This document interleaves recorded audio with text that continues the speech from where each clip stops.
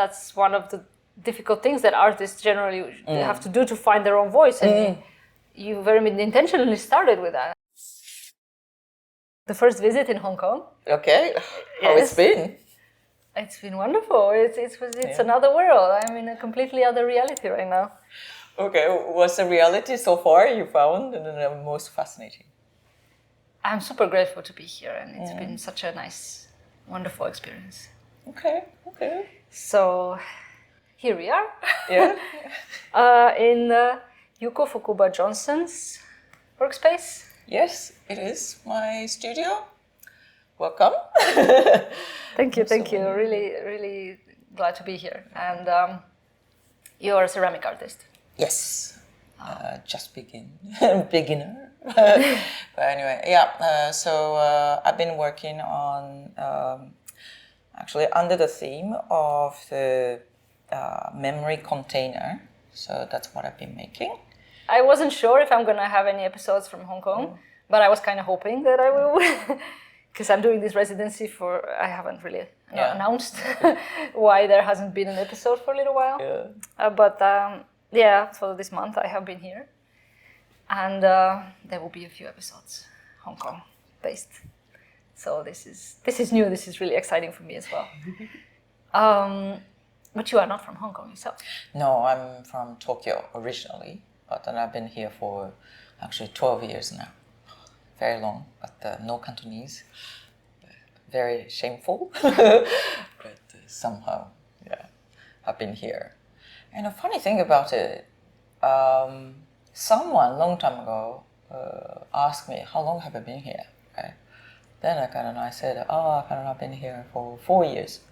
And then he said, oh, then you'll be here much longer. Right? So, okay, why is that?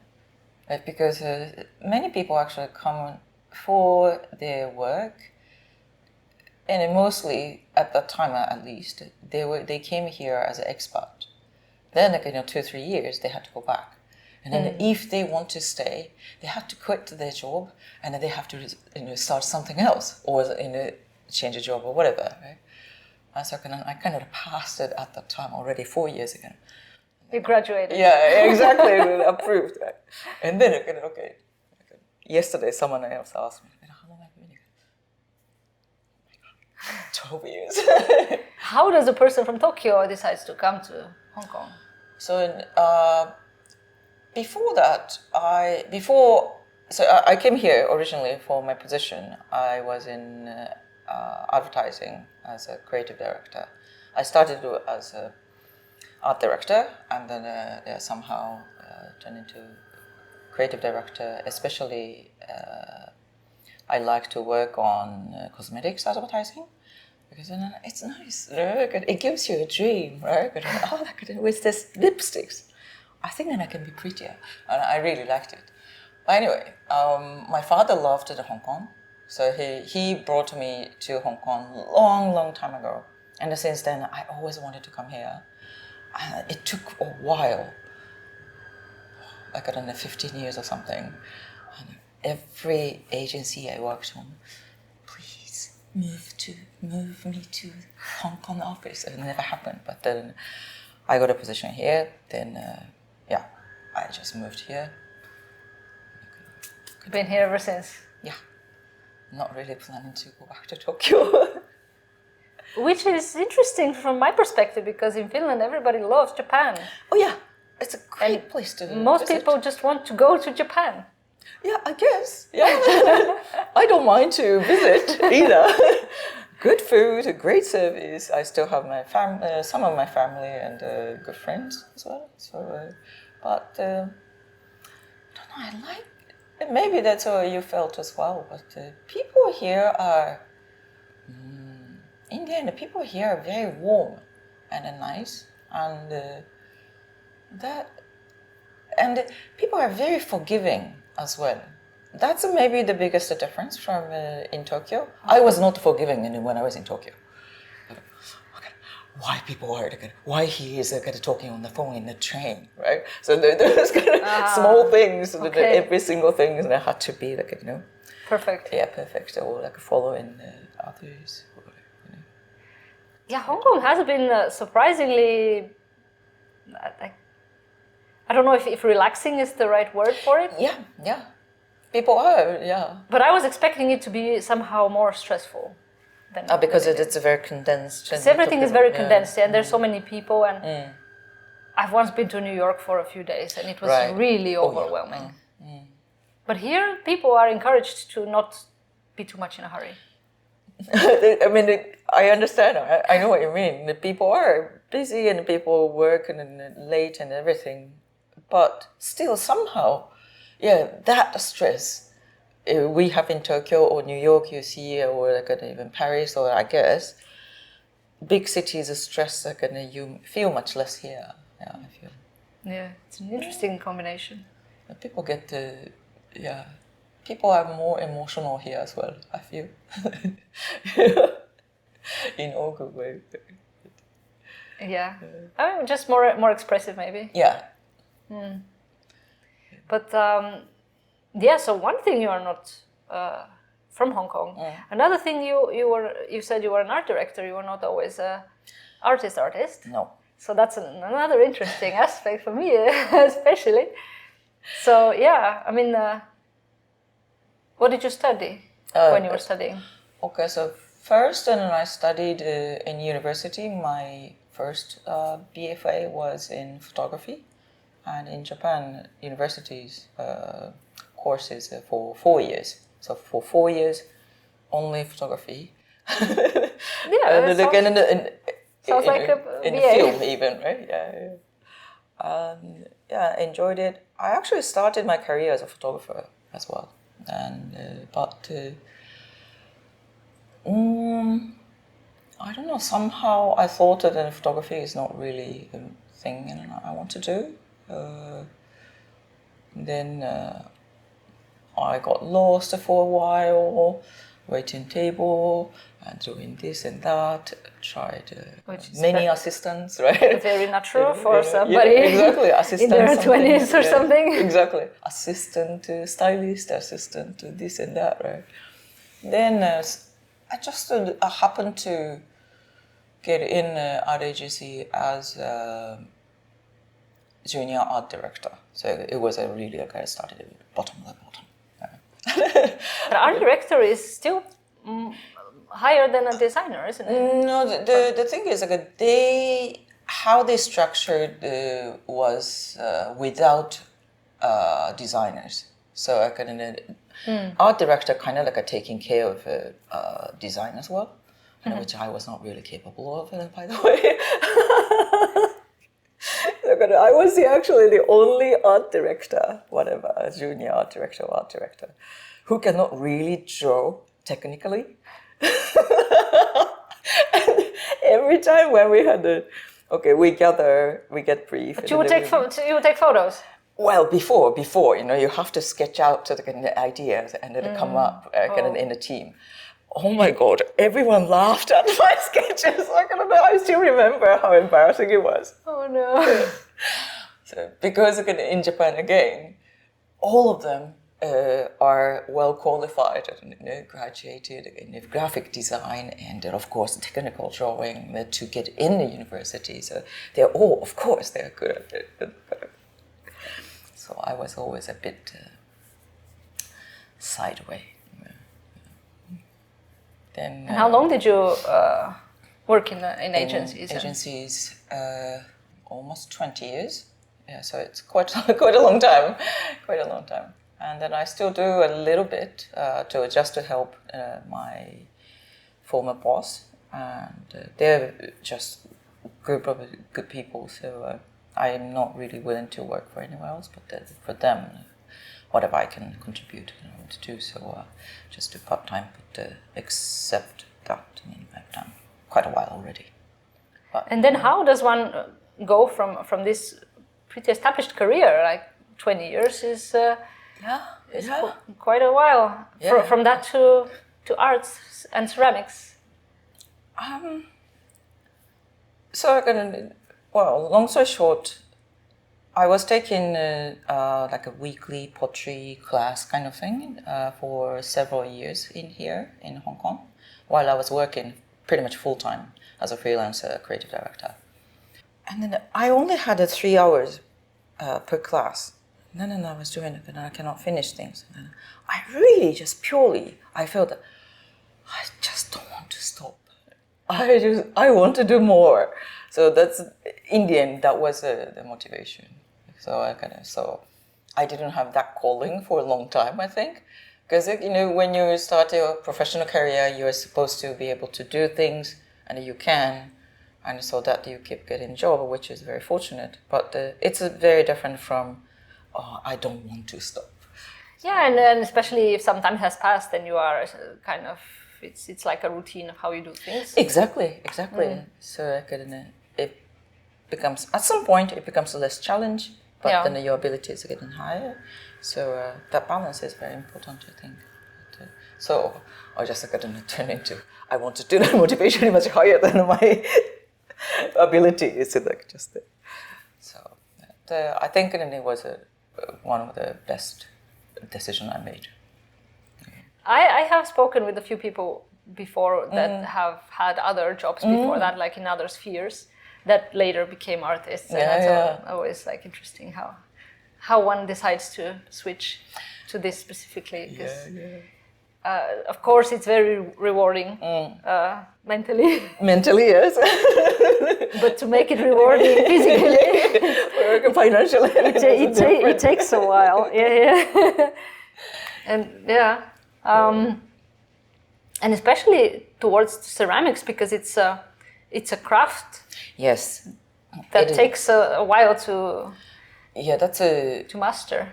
Exactly. So I do like it in all crafts and the technical things, but as a professional, to be a professional in purely crafts, I thought, and then I believe still, I'm too old to start. Because, especially in Japan, for example, right? Each region has a different specialized potteries and ceramics. And Japan has a lot of very rich about history. Ceramics. And not as rich as long as China, but we still do as well. So, and the people there, they're just perfecting their skills since when they were like a teenager or 22 or very young. Right. So it's just almost like physically, like a sport. Exactly, it is. But then talking about sports, I think an artist or any artistic or craftsmanship is a little bit like sports and athletes. You have to practice every day, in a way. Then you find, okay, I can do this. Maybe I can change into this. So, but anyway, during when I went back to school, I sort of I set the goal, my own goal, as I want to find my own big idea. So it was coincidentally, contemporary art, ceramic as a contemporary art. That was a course, which then I did not know until I started, by the way. So I cannot make pots and cups. But anyway, I really liked it because it's more about the ideation. But then my first question was, what is the biggest difference from the creative direction, which requires a lot of the ideation, and contemporary art itself? It doesn't matter what the medium is. The contemporary art is some of the conceptual art is highly idea driven. And then what's actually the difference? Besides, we work for clients and sell the products, as a creative. But the biggest difference is practice and medium. I kind of reached out to as my conclusion. Then I set my goal as, I want my own big idea and the process tightly connected to that idea, so that then I can actually keep practicing my own process to realize the idea or elevate my idea. So those are actually as a one set. I want to find that. That wasn't my goal during the course. Then I sort of did it by the end of it. So that's what I've been doing it. So like my craft is my own process. So that's good and bad. The good thing is that it's very hard to compare with anyone else. So it's only about my development. At the same time, it's very difficult to expand because no one has, in a way, done exactly the same thing. So I don't have it exactly the blueprints. Yeah, exactly. Okay, what would be the ideal is very difficult to see. So. But then, I mean, I think that's one of the difficult things that artists generally have to do to find their own voice, and you very intentionally started with that. That's interesting. Yeah. I mean, it's fascinating because I mean, you've done the hard part, kind of. Maybe, but I've done something else for a long time, so I have to do something. If I change from the bottom again, I have to think. That was just a separate course. It wasn't part of any academic institution, or was it? Yes, so it is run by a Hong Kong Art Center, and they call it Hong Kong Art School. But then it's co-organized or program with Australian university called the RMIT. So they're quite good as an art school as well. So every semester the lecturers and professors fly in, and they give us an intensive week, which I loved it so much. At the same time, so we had that and quite a lot of studio practice, as well as some theories, and including histories, and also more making a creative essay sort of things. So it is kind of a degree. Yeah, it is actually a BFA degree. Okay. Yeah, because you said it was a course, and it sounded like it was a 3-month course. That It's a 3-year. So all my friends and then my husband's friends, all of them are basically. So are you kind of like now semi-retired or something? No, I just graduated. Yeah, exactly. I'm dead serious. It's for my next career. I mean, nowadays it's at least in Europe, it's very normal to change career and switch to something very different. I don't know how it is here. Maybe same. Not as much as in Asia.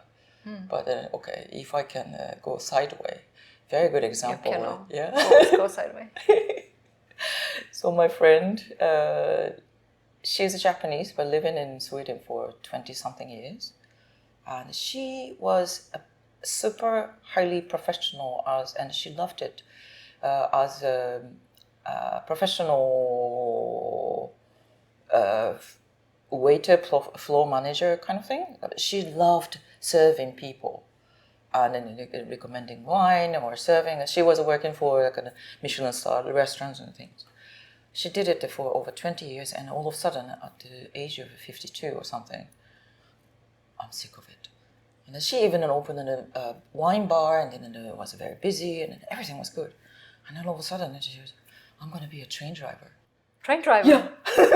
And she did, and she is now. So that's a very much I think, especially like a Scandinavian maybe, or European thing. I mean, yeah, I guess, in Finland there is, I've heard that bus drivers, for example, are highly needed. Oh, so wow. Maybe in Sweden, train drivers are, so I don't know, maybe in Finland as well. Yeah. I don't know about that sphere, but interesting. Yeah. You did graduate already? Yes. Yeah. Almost 2 years ago, yes. And you're full-time ceramic artist now? I wish I could say full-time. You said that you are a little bit... 30%, let's say, up to 30% full-time, and I still kind of like a help work, more like managing the creative team, but only just doing from this studio remotely. I mean, this is amazing, to have this security of a part-time job. Yes. And the freedom to do your own thing. That's really wonderful. Yeah, very, very fortunate. All good people. They're all like, Oh, I'm gonna be busy on the show. We're gonna. Okay, good luck. Okay, thank you. So very lucky. Yeah, okay, let's talk about the space, because this is some incredible space, honestly. Thank you. First of all, the light. Yes. We are super high up, so we have gorgeous view. Just what you see is only ocean, island, and the tankers. This is not the typical Hong Kong view, I don't think. So that's for one. So you have your studio area here, which is also kind of separated in two rooms. Yes, basically, so behind the camera is my kiln room. I will show it. Okay. Good. So the kiln room, and then we have to separate it physically because the fume can be toxic. You don't have the ventilation. I do have a ventilation, but I'm gonna close it and then ventilate. So that's that's better. Otherwise, I could actually get to still inhale something bad. I've been to ceramic studios that don't have that. Huh? Really? Yeah, I didn't know they need to have that. It scares me a lot. Yeah, I'm sorry. No, wow. No, one of the lecturers. No, I know that the fumes are. Can be. It should be dealt with. It also depends on what you use, which chemical you use as well. Maybe. So maybe that part where you went and didn't have that. But I thought just the ventilation would be enough, but maybe. Maybe the ventilation was very big or something. I don't know. It's good to be sure. Yeah, I just don't want to die. I mean, we're all gonna one day, but yeah, exactly. If I die, better be later. Yeah. Yes. So, how big is the space generally? Whoa. Okay. Should be. More or less. Yeah, 40 square meter. My studio, let's say, maximum. What is it you like about it the most? Light, first of all, and the view. This actually view really affects my new series of work as well, because I wish you could stay longer, but every day almost the sunset is just amazing, and I can imagine. Yeah, it's okay. Sunset from this way, and sunrise from the other way. The colors are always different, and it's just so peaceful, and then. Yeah, I just love to see it and be in front of it, and the calmness, tranquility. That's the best part of it. And then I used to work in my room before, and then with a wooden floor. It's very hard to make a mess. Now I can. I just all I have to do is just mop up. So. It doesn't look messy though. No, it's big. But it's very It's very easy to take care. So has this all been your only studio? Yes. So after I graduated, so in my school, at the same time as the graduation, we get kicked out. Yeah, of course. Yeah, I mean, of course. Okay. So, but the thing is, a graduation show is half a year later of graduation. So you get kicked out immediately. Yeah.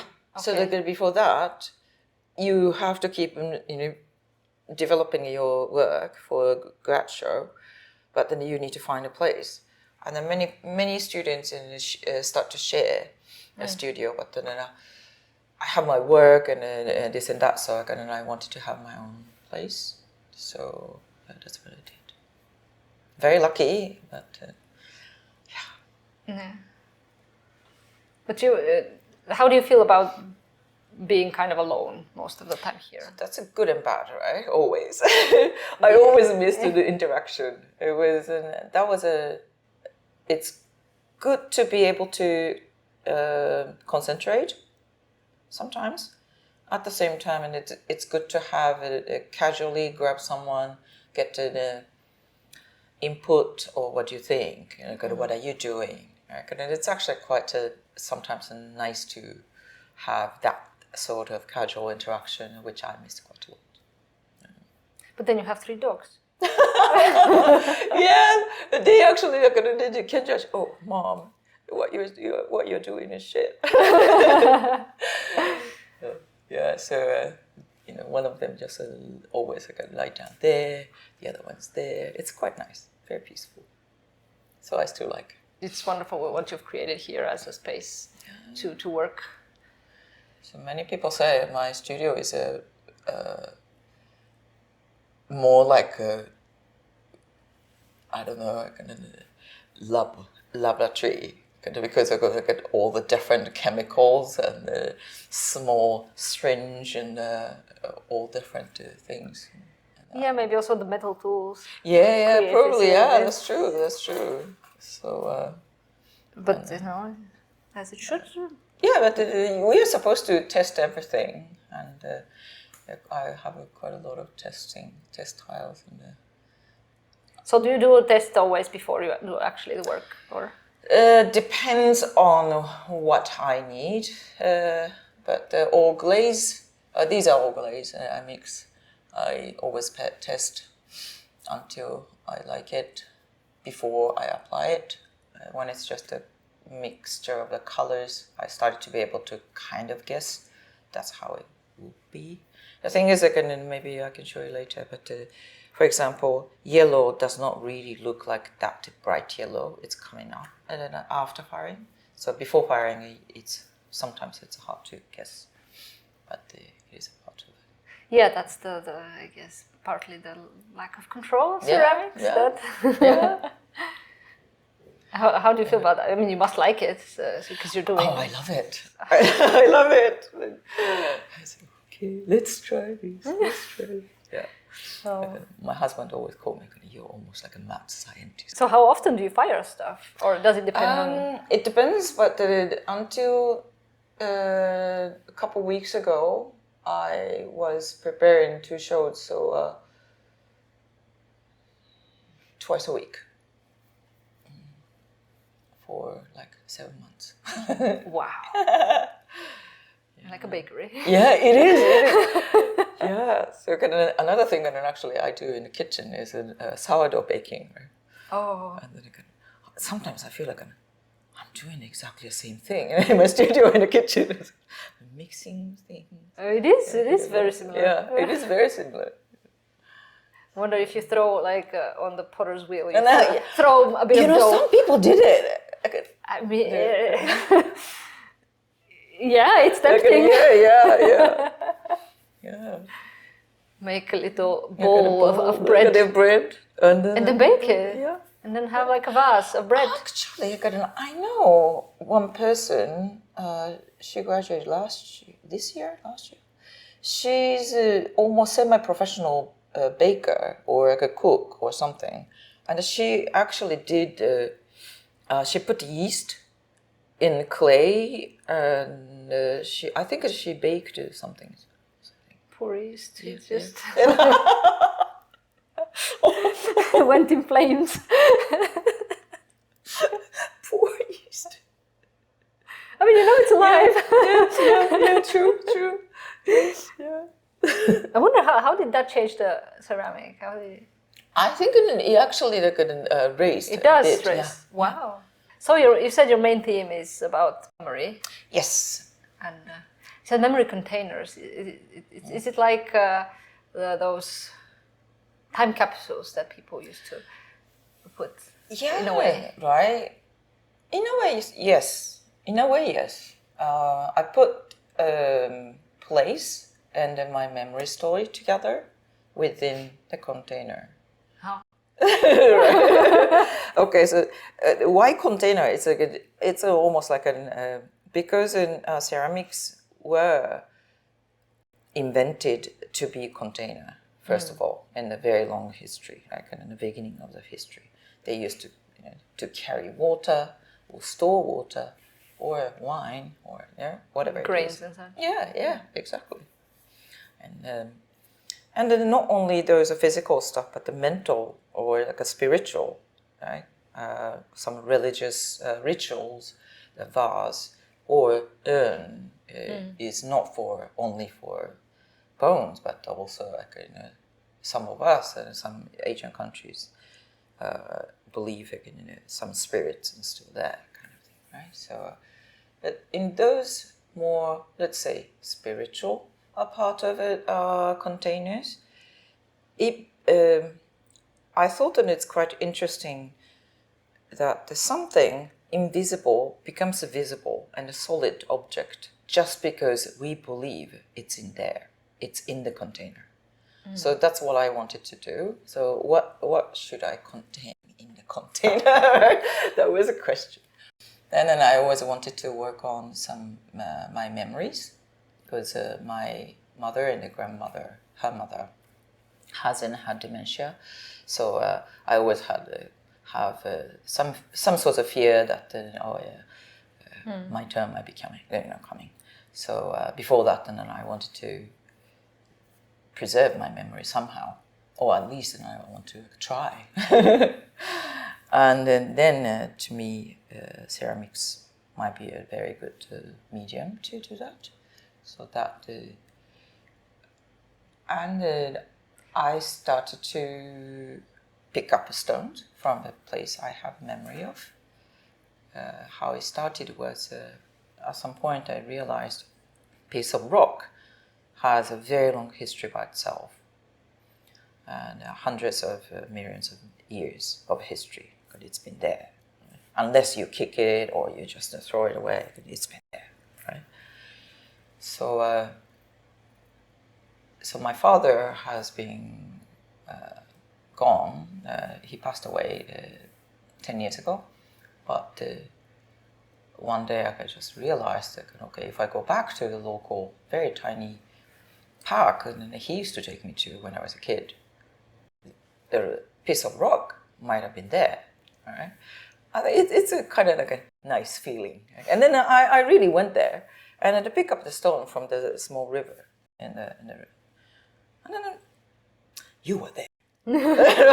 You were there. If I say so, you were there. No one knows. And then it said yes, I was, right? absolutely. Exactly. No one knows. Yeah. But for their lifespan, for me, for my 20 years, 30 years, 40 years, it's just like 3 hours away or something. Right? So I thought that I really liked the thought. That's why I started to pick up stones of my memorial places, and then I actually started to dip in the different colors, and so the color becomes the layers and layers and layers. It's porcelain based, and I mixed some different colorant. Then those colors of layers are representation of my story of the memory, right? Then because it is the layers of porcelain, it shrinks a lot while it's drying. So you mix the porcelain with glaze to make different color, or actually, some are from oxides. But the glaze, when I use a glaze, I make glaze, dry it, and bisque fire it, and smash it so that it becomes a little piece of rock. I can actually insert within the layers as well. So those things are too, but then mostly it's a color stain. And sometimes a local sand together to give a little more texture. So sometimes I crush some sea glass I picked up. So those things sometimes it's easy. And then so drying and firing process, it start to crack so that you see the layers, which is my story. And then you see that inside there is a core, there is a stone, which is a representation, and my memories witness at the stone. But then by firing it, it becomes together, because then it's both minerals, so that then basically they get together. Sometimes it turns, stone turns into ash, like this one. I keep it just because it's interesting, fascinating. It was inside for 10 days, and then all of a sudden it just. I guess again it contains quite a lot of calcium in it. So again I fired it, and then slowly it started to absorb the humidity from the air, and then within 2 weeks, it just sort of fell apart. So those things happen. So do you know by now what stone is gonna do what to the? I'll show you later. And I've been testing that as well. Pick up a little tiny version of a stone, and then I keep it. And then I pick up always 2 tiny stones, same, and a fire one and a leave one. And I always put on one plate and then the before and after. So I started to have a data. So I started to be able to kind of guess it, but there's still sometimes it's like, whoa. It's just that's how the nature is, I guess. So you have managed to find this incredibly to free yourself within the ceramics, because it's usually that's always. I mean, not speaking out of experience necessarily, but the problem with ceramics always is is it gonna crack in the? Making oh my god, I hope it doesn't crack. Oh, everything possible to do so it doesn't crack. But you're like, crack, baby. Yeah, exactly. Crack, baby. Yes, exactly. But then I really like that part of ceramics, indeed, because. Now my challenge has been how much I can push. Okay, what are you going to show me? Crack, baby. Like a dance for me. Yeah, so that's exactly it. And I kind of gave up to form a perfect form, but then instead I kind of like the process, during the process, because my idea and the basic process is there, which is my work, then how much I can actually let material do, collaborate with my work is the most important and interesting part of it. Yeah. How many layers have you done the most? The most? I've done... So before glazing, definitely over 60. Whoa. But at one time, and then when I did it, so that one worked, and another time, and then when I did 50 something, and the whole thing just came off. I was like, bye, my 6 weeks. So that could happen too. It does take a while, yeah. And because then it's all balanced between and how much the ceramic material can actually hold on the stone, and how much weight it actually gains, and then so it's really a balance as well. Right. Does it happen that it would detach from the stone, but it would still be like a container in a way? So it's like this. Yeah, there is a moving stone inside. It actually happened, and I can show you later. Some of them, one is still there, and the other one is gone, or everything is gone, but only a shell part, let's say story part, remains. But for me, I cannot really throw away, right? It's not complete then for other people, but still, it's my story is there. So I'm kind of reusing. So you have to go and revisit always some different memories of yours. Yeah. Some of them are newer, some of them are older. But a simpler thing is, I used to be in Tokyo all the time before coming to Hong Kong. So it's a little bit more simple than, I used to move around. So. But yeah, how do you decide what kind of memory you're going to deal with? Yeah, good question. So I've been working on this at least 2.5 years, 3 years, I guess. I started it when I was in school still. So when I recently, at some point, I started to have the process.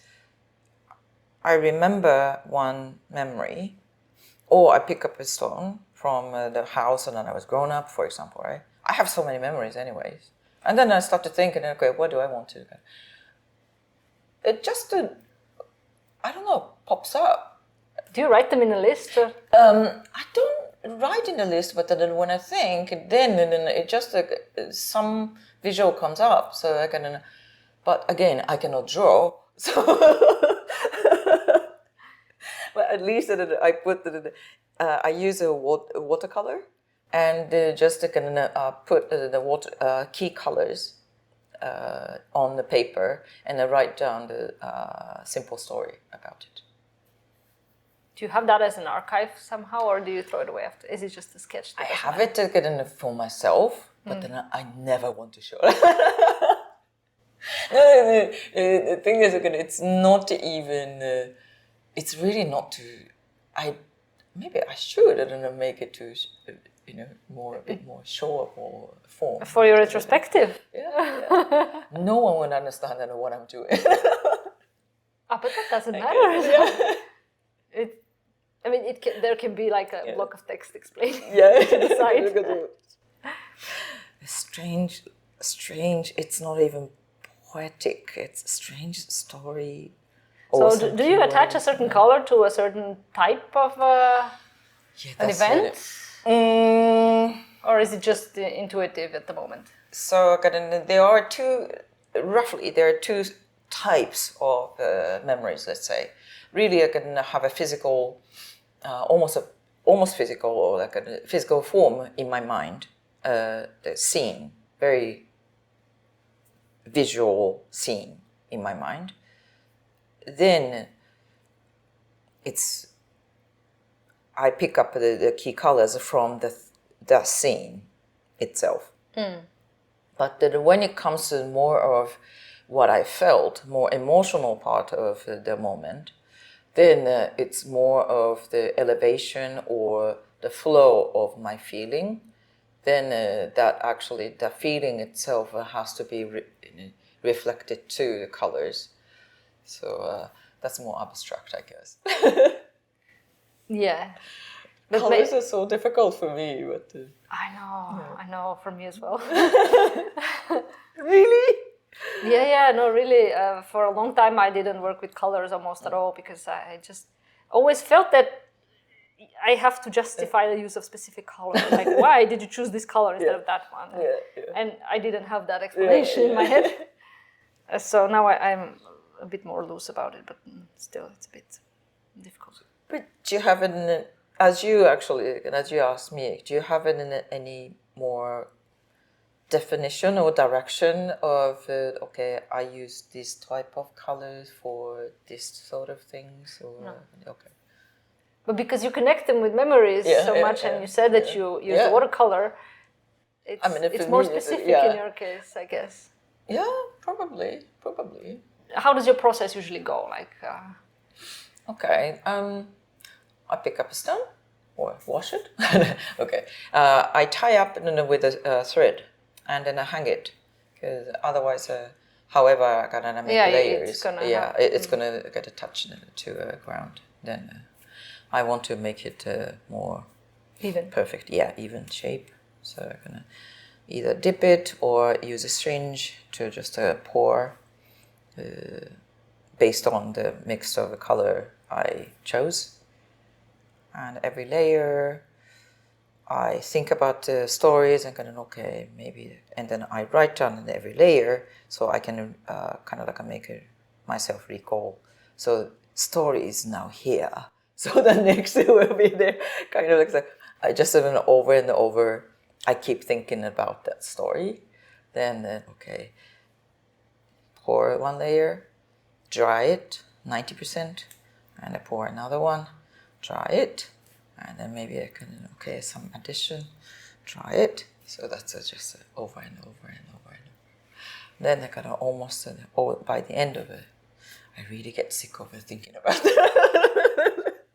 No, it's how joking, but it's then dry it, then bisque fire it first.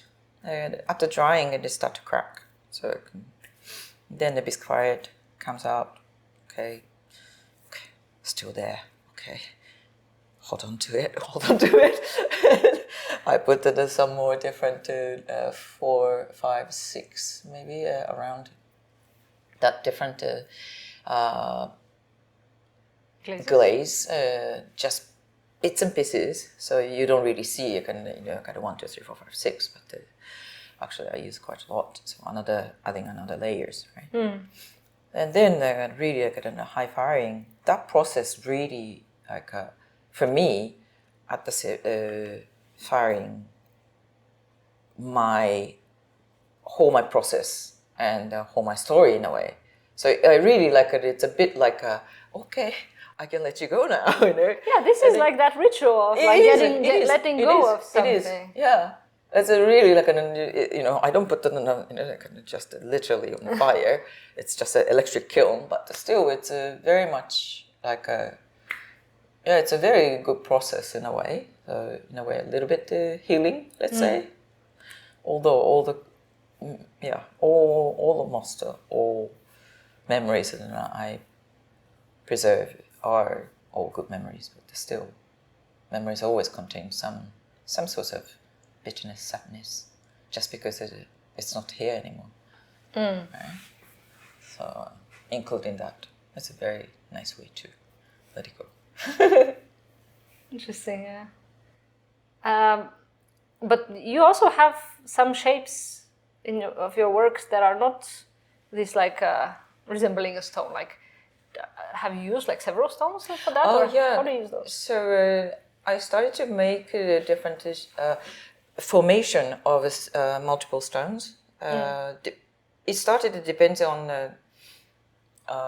memory of the story itself. It was one of them. The first one was a really fun moment. So that then, how can I actually express this fun? And then I made it. I don't know why it's connected to fun, but I made it a little bit like a donut, like in a circle. Huh? And then it looks quite cute. And then it looks fun. So that's how it started. So I use many times actually. More than you think. My stones contains more than one stones, anyways.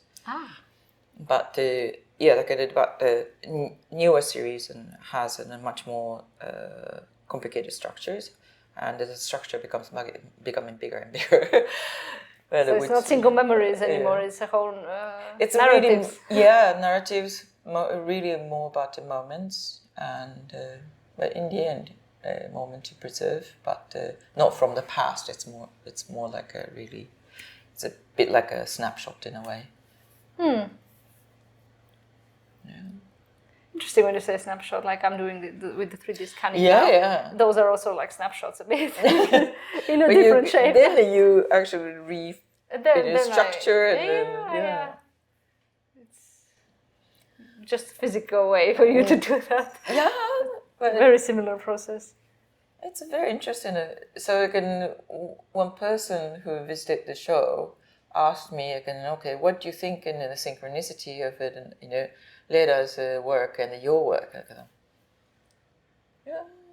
It's very interesting. It's maybe good to mention that yes, we are part of the same show. Yeah. Because again, I haven't really explained in the podcast about this. It's this residency that is also containing an exhibition, and some of the other guests that are going to be here are also participants in that exhibition. So that was a very nice chance to meet you guys and just talk. So there is some. Because when you see it initially, my work and your work, it's not very similar, but then. Yes. There are these levels of... it's very difficult to feel. I mean, explain, sorry. But I do feel some connection. Yeah. And, if I take like a couple of glances or something, I can see that there is a connection for sure.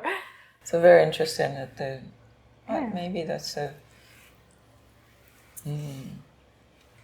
putting the fragments together. Yeah. I mean, we haven't invented the wheel, I guess. People have been putting fragments together for a while. But still, it's nice to notice. Yeah. Do you involve somehow other people in your work? So far, no. But I'm very open to. Some, actually, one of the The artist who curated another group show, he does both curation and art making himself. But he asked me, what's the word? Storm from the space. That.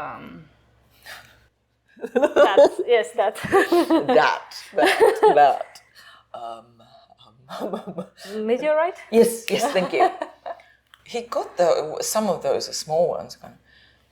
Can I commission you? Okay, that sounds really interesting. But those can be, those will be done. But I'm very curious on how That would be interesting how they're gonna come out. Me too, me too. But then when I actually made the initial research, mostly it's gonna melt so bad. But let's see. It is what it is. So that'll be very interesting. There's always the risk of what's gonna come out of the film. Yes. Do you have some routines of how you get into your work? Like, do you work every day, or like, do you start at the same time around or something? I can work simultaneously up to 5 works because they're all different stories. So when it comes to, I tried, and then when it becomes more than 5, my brain cannot really handle my limitation, very small limitation. I cannot think about so many different stories at the same time. But then, I have to wait till one layer to dry. So it's very good to work on several things. And sometimes, like now, I just put all the works in the galleries. So now I maybe I can make some stuff in the hand building, some sort of fun time as well. Sometimes, and then I do in between. Yeah, have you done other types of shapes or work in some other way? So actually, in the beginning, I used to mold quite a lot. That's one of the molds. Oh yeah, they're sitting next to one. Basic, and then I used to work on a wheel in the beginning. I liked it quite a lot, but not really more than it's interesting. But then I don't have much more interest in more than functional wear. But then I do like hand building. I like really hands-on making. I really like that indeed. I mean, I guess that kind of helps your practice if you want to have it more unified than that you're working only in one specific approach. Yeah, I think so. And in the end, it's I think a major part of ceramics are to coming from understanding of the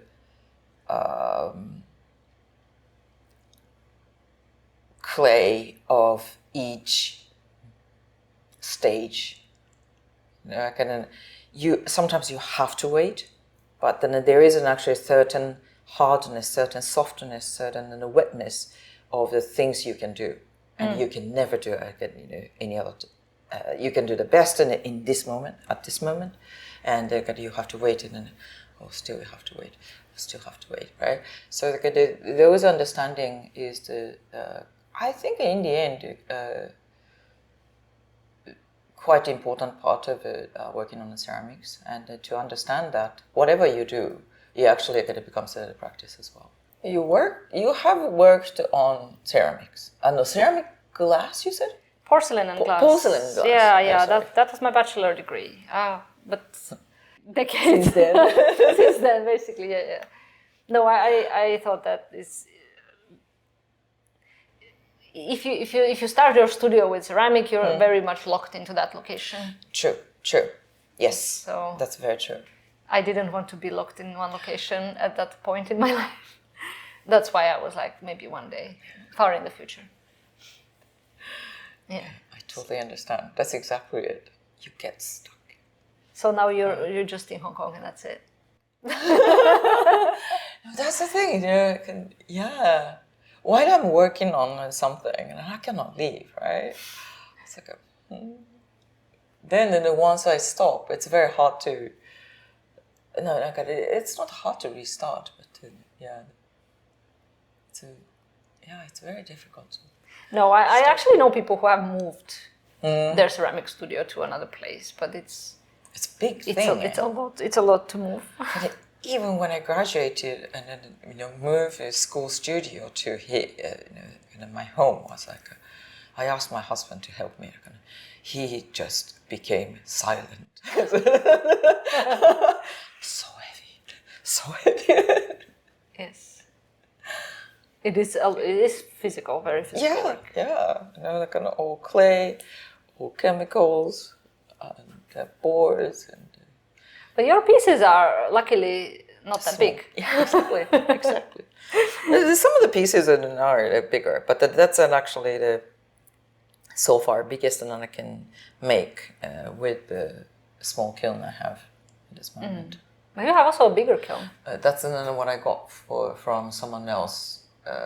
Very old kiln. He was leaving, so I got it, but need to be fixed before, so I cannot use it yet. It's like a statue. Yeah, it is. But ceramic always has some sort of limitation because of the firing. So depending on the kiln size, that's what you can make. Yeah.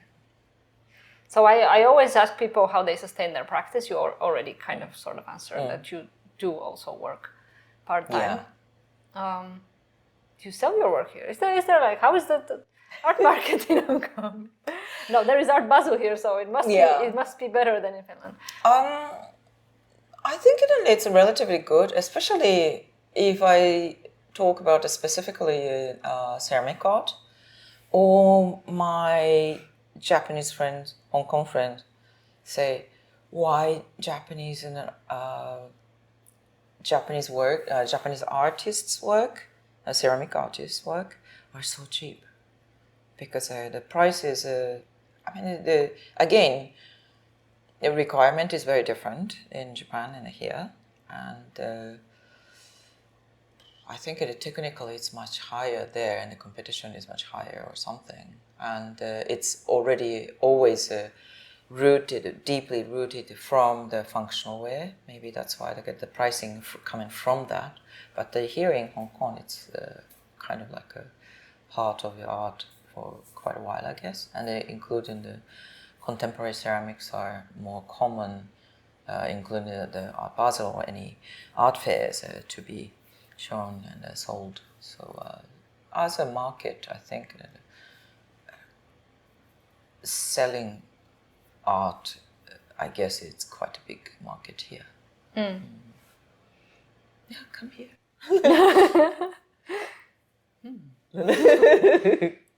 How big is the role of the online space for you? Like you do have a website, right? Are you active? I think website. So I always renew my website, and at the same time I try to be more active in Instagram. Instagram, the evil part of Instagram is that you just waste your life after that, after you renew your account, and just keep looking at others. But anyway, yeah. But the people actually find my work, and some people say, I've seen your work, and many of them actually seen it on Instagram, or not only from physically seen. So which is very lucky. And I can have more. Actually, I can have a more good connection in between the community through online. So it works for you. Staying here by myself, and having online friends. Some people see that as a very bad thing. Some people see that as a very good thing. It's actually almost unnecessary. I quit Facebook. I never opened an. I refuse to make an account for Thread. I also didn't feel like Threads is. But then Threads is like Twitter, X. exactly. And I feel like it's either you love it or you hate it, type of thing. That's another way. So easy to waste hours just reading through someone else's, Someone else's memories. Yeah, not even memories. They don't even, I guess, remember what they wrote. But, yeah, well, we are leaving now a trace on YouTube as well. So, so do you go often to exhibitions here? Not as much as I should, but yes, I do. And so this location is not too far from the let's say, gallery area, the newer, but the south side. And quite a lot of commercial galleries are moving to that Iwonchukan area. And it's just on the same line, 2 stops away from here. So some Saturdays and go there, 1, 2, 3, 4, 5, 6, and then after 5 or 6, and then you just feel a little 5 or 6 open. So overwhelmed. But then there's an M+, and another very good museum I love is called Chat. Chat is the textile art museum. It's a bit far in Changwon. You know, that red line. Somebody told me about this textile. Yeah, maybe they can. I invited Johnsson. That's why, and then I asked any of you guys. It wasn't Johnsson, somebody else. Oh, okay. It's a very, very good museum and a very good curation all the time. So it's always for me. It's always beyond just the textile. So, personally, I feel textile art can be a little bit similar to ceramic art. How it started is a little bit, more feminine side, or like more connected to everyday life. Or those are very rooted base is many times similar. I feel so, and I really like to go there. Inevitably, I do ask everybody about some names of other artists that you like or follow their work, or somehow they have influenced your work, or influenced my work. Okay. Dead or alive. They don't have to be active at the moment. Just generally. Okay, recently, actually, very recently, I went to see one Japanese artist retrospective in Japan. And his name is Izumi Kato. And his work is quite a lot in Hong Kong as well, because he's in back and forth, Japan and here. But it's very interesting how one artist retrospective, he's still alive, he's 50-something. Right? But then how you can actually evolve under his own big idea or theme and keep practicing, how actually, you can kind of tell, he must have influenced or inspired himself by doing this, and then evolve into the next. I really like to see those in the evolution. Recently, that's why I'm very much influenced by that, probably the process. Right. Yeah. Otherwise, let me text you after.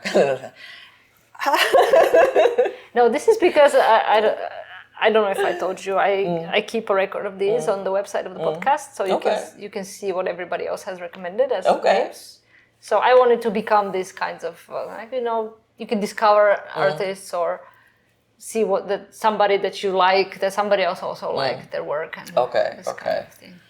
That's why I'm asking. Okay. I don't want to make life difficult for people, but they usually kind of say that it is a difficult question. No, it is not. The thing is that I can be, but yes, but it's okay. Let me know later. I will just add them.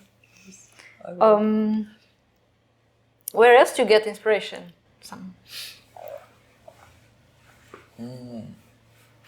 I read a lot. Totally random things. It can be philosophy, can be more scientific, can be more, but mostly philosophy maybe, but then more contemporary. But then anyways, to me, I like to grab those bits and pieces of thought and then connect them together, and then it's really like I really like that process. So I just always pick up. I always get a few books every time when I go back to Japan. Reading in English is still, it's very hard for me. It's very hard for me. So every time when I go back, I get the Japanese books, and then almost every night I pick up one, and then read it. Then write down some things. Just keep doing this. Yeah, I really like this. You know, when you were talking how you create your pieces, and you were talking about the watercolor and what the things you write down, I was just imagining a book. Like, you should do a book. It's something not really shareable quality. Yeah. No, it doesn't have to be like literal, like artist book. Yeah. It doesn't have to tell the story literally. Anyway, that was just my association. Thank you. Yeah, maybe. I like writing as well, so I like reading a lot. That's the beauty of having an art practice. You can do whatever you want. Sure. So there it is. Okay, well, I think I don't have anything else to ask you right now. Okay, then bye-bye.